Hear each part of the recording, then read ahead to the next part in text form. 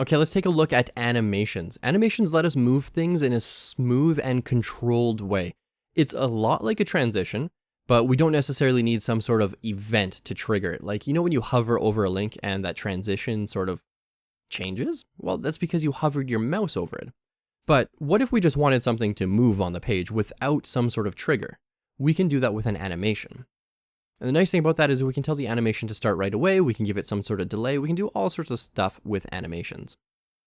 For example, we could make things wiggle, we can make things rotate, we can make things jump out or bounce if we wanted to, or really anything that we can do with CSS, we can animate.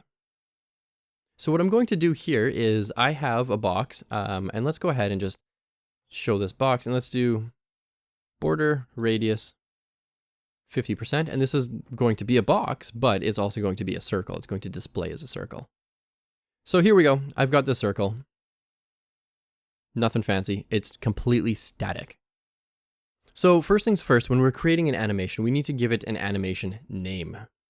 So let's go ahead and create a new animation. We use the @ symbol, keyframes, and then a name. So I'm going to call this slide me. And it's going to take a from, and it's going to take a to.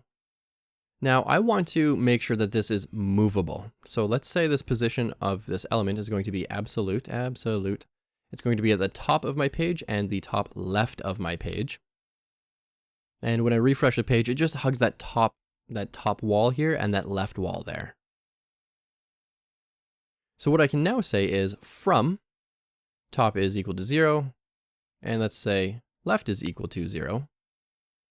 And where I want it to go is left is 100%. So let's just move it left all the way across the page. And when I refresh this page, nothing's going to happen because we created an animation, but we didn't set the animation to be applicable to our element. So what we do in our element is we say animation name is equal to slide me. And this is case sensitive. So I've got a capital M in there. Make sure you have a capital M in yours if you're using a capital M. So it has to be the exact same. When we save this and refresh, we actually saw that it doesn't work. Let's go ahead and give this an animation duration. It doesn't know how long to slide for. Let's say it's going to slide for 4 seconds. Now let's go back. And as soon as we give it a duration, it's going to move all the way across the page and then off of it. And then it starts over. Now, if we wanted it to do this forever, we could say animation iteration count. Iteration count. Nailed it. And we would say infinite. And it's going to go to the end and start again. And start again. Just like that. Now, if we wanted it to move to the left and then come back, we could give it an animation direction. Animation direction. And we could say alternate. And so, hold on, I'll refresh this. And it'll go to the left, and then it's going to slide, or it went all the way left, and then it's going to slide back left, and then it's going to move back right, and then slide left. Now that is a simple animation. We can make these significantly more complicated if we wanted to. We could, let's just comment this out entirely, and let's create a new animation. So I commented that out, and it's like it doesn't even exist. So we can do keyframes, slide me, so this is going to be the exact same name as this one here. Just happens to be that this one's commented out. And then we could say something like at 0% do something, then at 50% do something else, and then at 100%, nope, not there. Then at 100% do something else. So at 0%, what do we want this to do? We want this to be at the top 0, left 0.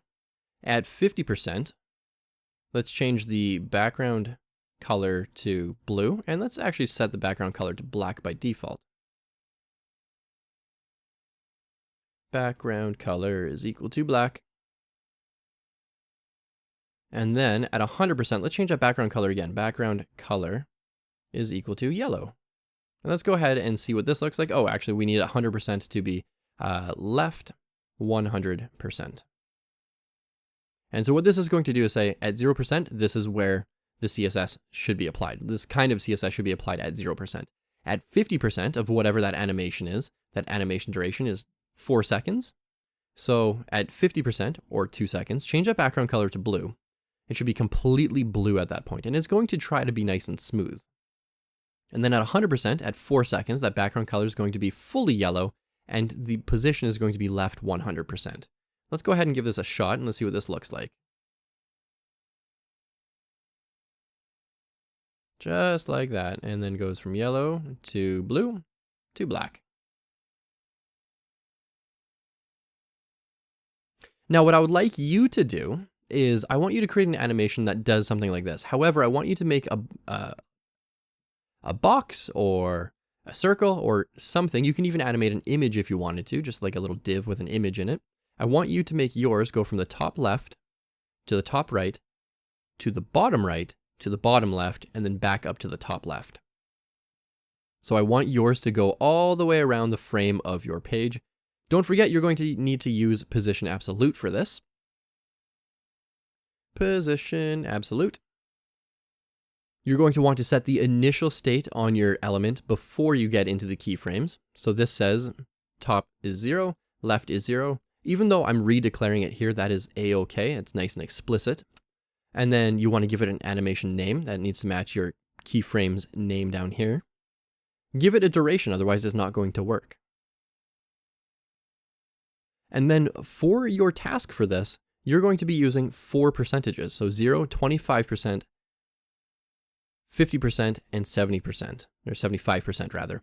And then maybe, possibly 100%. I'm going to leave that up to you. See how that works out for you.